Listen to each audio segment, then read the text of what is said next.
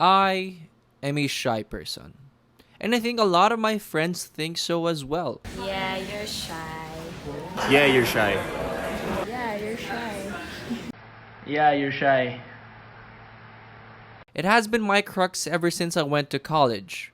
An Atenean stereotype that I frequently hear is that we're good at making bola. And I guess I'm not an Atenean because I find it difficult to just speak up sometimes.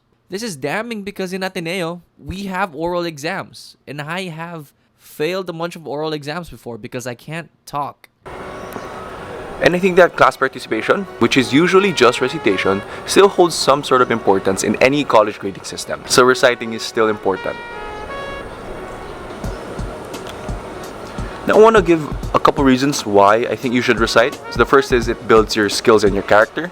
So you have to develop the skills of articulating your ideas on the spot because you don't really know what the prof is going to say. So it tests your critical thinking skills in a way that you have to quickly think of an answer to the prof's question. And in a way, you kind of develop public speaking because you have to explain your idea to the prof and also to your classmates in such a way that it's super easy to condense and understand. And I'm pretty sure you guys probably have heard of the Feynman technique. It's a study technique where you try to explain things to your classmates in a simple way. And I think reciting is also Feynman technique because you have to condense the information into understandable chunks so that your classmates will also understand it.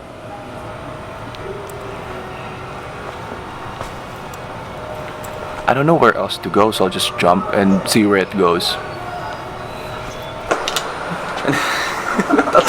Anyway, third reason I think you should recite is the fact that it builds rapport with your professor. Not only does it help with your grade, but it also shows your professor that you're listening in class. And also it helps with, deafening the awkward silence when no one is reciting in class. Yeah, I don't really know if this part's working. I'll just go back to talking head videos. With those 3 reasons out of the way, time to move on to the 4 tips that I think will help you in reciting. And this is coming from someone who is anxious. So the first tip I have is actually going to be pretty time consuming, and that is to read forward or read back. Reading back is pretty easy because you just have to read your notes before the class even starts. But reading forward will take a bit of time. You don't have as much filter as the lectures will do. But the thing that will benefit you the most is the fact that you know what you'll be expecting from the discussion. Even if you just lightly breeze through the chapter, you will know enough terms or enough concepts to know what to expect from the discussion. The second tip, which I actually started doing fairly recently, and that's to formulate a possible question based on what the prof is talking about. Now, this comes from the experience that most professors are using PowerPoint slides. So what I try to do when someone flashes a PowerPoint slide is I scan through that slide on what could possibly be a question. Okay, so for this second point, I want it to be more practical or more applicable. So I want to show you guys how I personally think of possible questions based on a prof's lecture slides. So in this specific example, we'll be talking about the control of the digestive system. So let's take this slide, for example. So when I see this slide, the first thing that's going to pop in my head is neural regulation. Personally, I find when there's a slide and there are words, I try to read the words first, because usually the words on this side would often just summarize whatever figure is there. So reading neural regulation is actually a good primer because I would think that, okay, this is going to be about the nervous system and how it's regulated. Neural regulation. I'm gonna just skip food enters the stomach because that's just the point that says the gastric phase will start when the food enters the stomach. So this is just the start. You guys can probably see in this iPad video that there are 2 blanks, 1 and 2.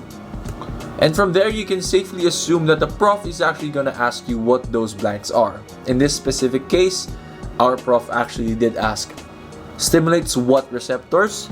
And just by reading this ahead of everyone else, I would probably have a good guess that this would be stretch receptors.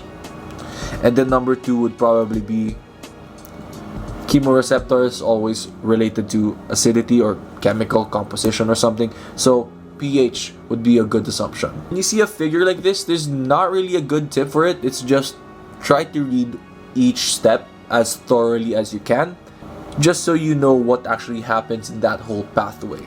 And another added benefit to this is, I guess it helps me stay focused and stay awake because I have to constantly keep paying attention to each slide just so I can add some value if ever I do decide on reciting. So the third tip I have actually is for the people who don't have the courage to raise their hands straight up. I already feel guilty giving this tip, but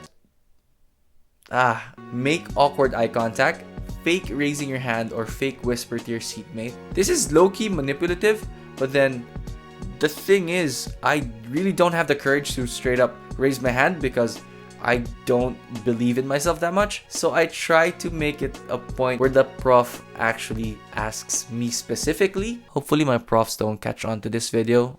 So what I usually do is, because Gianella is my seatmate, for example, I would just whisper like, yo, Gianella, is this the answer? Or if the prof is right beside me, I'd be like, or if she's asking a question, he or she's asking a question, I'd probably be like, then go back to thinking, raise again, then no, think. And then when the prof finally says, oh, Marco, do you have an idea? Buddy, sir, ma'am, your boy got ideas. Bam! I got a recitation point. Yeah, this video is not really going well. Fourth and final tip I actually have. Yeah, fun fact, I'm really trying to make sure that I also do this. And it's try not to care about what people think. More often than not, people don't know the answer as well because they're as clueless as you are, unless you guys have that smart kid in your class and they probably know the answer. But if my assumptions are correct and everyone's in the same playing field as me, I think they don't know the answer as well. So might as well give it a shot, you know? Who's gonna lose? If you're right, plus points ka. If you're wrong, nope, learning experience. Perfectly win-win. So I guess the main point of this fourth tip, I guess, is to just get comfortable with yourself. If you don't feel like reciting, you don't have to force yourself. If you do feel like reciting, try not to care what other people will think, because that will just, discourage you even more. And that pretty much ends this video. Hopefully you guys found this entertaining or value-adding. Why not both? Question for the video, what makes you guys nervous?